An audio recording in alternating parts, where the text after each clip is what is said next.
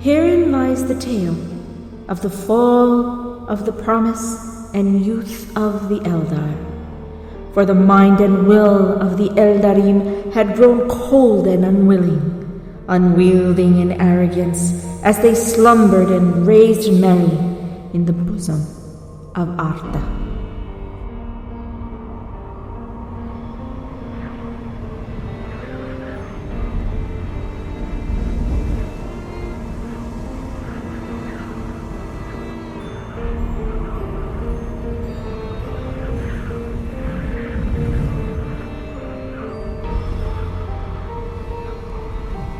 In the wake of the Feanor, they had grown accustomed to their brilliance and skill and carried this like their promise of perfection. But there festered behind this a backdrop of malice, of malcontent, and in its name was bred Feanor.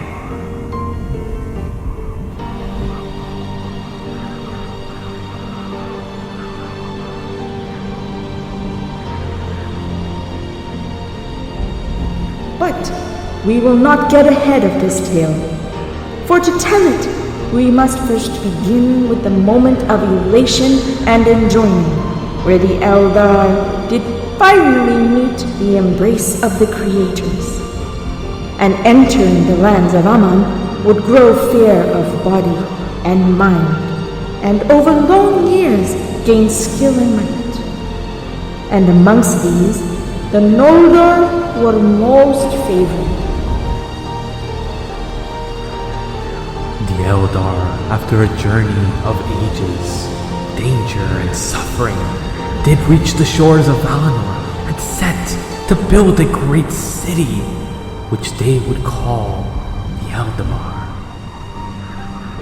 The Kalkira, known as the Cleft of Light, did wind across the Pelori Mountains and Mount Taniquatel. Cradling the Kalkirian were the coast, east of the Pelori Mountains and north of Taniquatel, that would soon welcome the embrace of Tol Eressëa,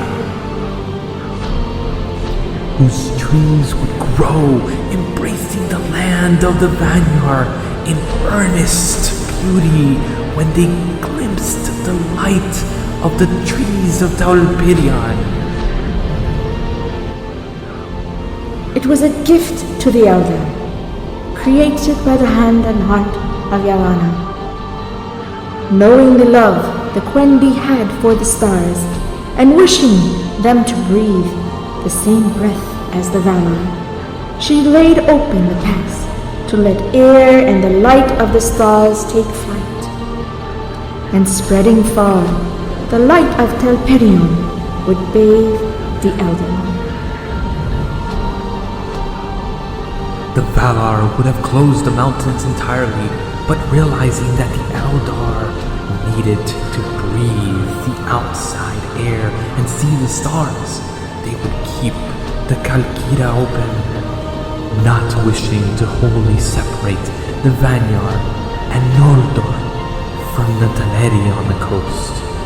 And the Feanor and Noldor entered Valinor and set to raise their home, the Eldamar, a land so vast and bare, its beauty matched by none the Eldar had beheld. Lying at the entrance of the ravine of Kalkira was the Kalkirion, the land upon which the hill of Duna lay, and the Eldamar was built. And upon this, the city of Naldrin, Tirion, was built, facing both the two trees and the starlit seas. Eldamar would be settled as three regions: Tirion, Alquilonde, and Avalone.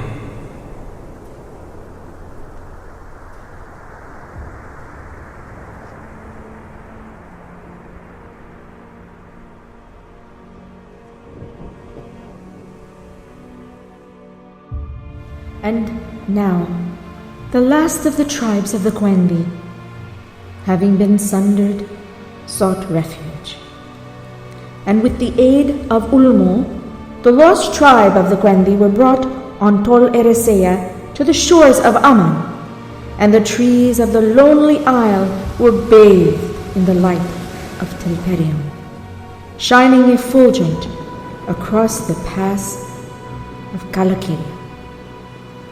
So Tirion, sitting upon the crown of hills, becomes home to the Noldor, and for a time the Vanguard. It was here that Ingwe and later Finwë ruled, and the green hills of Tuna were located in the steep-walled valley of Kalakiri. Its walls and terraces were white, and the sands in the street were famed to be made of grains of diamonds, and white crystal stairs lined the passages from the fertile land beneath to the great gates.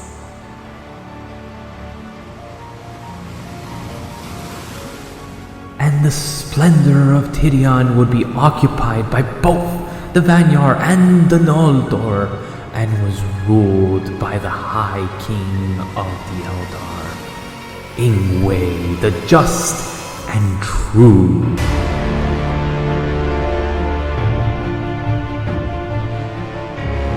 At the city's center sat the tower of Mindan Eldaviela, and being the highest of many towers of Tirion, the silver lanterns shone far out to sea. And laying peacefully beneath the tower lay the abode of Finwë, the first king of the Noldor. Over time, a vast number of the Vanguard chose to resettle to the base of Mount Tanipta, and the rule of Tirion was given to Finwë. As time passed, Finwë would have a wife who he loved so dear, there was no comparison for their union. Here also was the great square, where the white tree of Galathilion flourished, but whose plumes of fairness would bear witness to a darkened soul, and Feanor's infamous oath.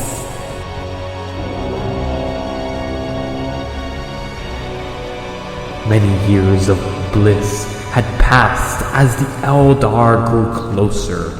In might, strength, and want, they grew in skill. Such skill to hew magnificence in structure of fancy and display. Such was their reverie and reveling and joy, until Tirion was shaken by the king's eldest son, Feanor, who rendered an act so heinous and vile that it brought shame on kin and clan alike, and he was banished by the Valar for shedding first blood, and tore away the wall of calm from Tirion. And Feanor was then exiled with many Noldor who agreed with his plight and appeal that they, the tribes of the Eldar, had been cunningly enslaved by the Valar, and they would leave the shores of Tol Eressëa for Formenos.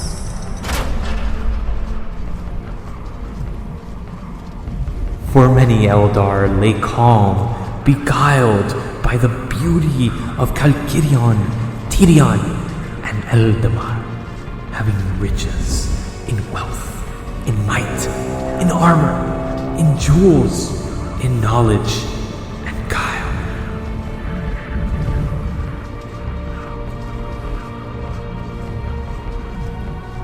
The Eldar would lay prey to the wiles of deceit, and the house of Ingwe would fall into deep darkness as greed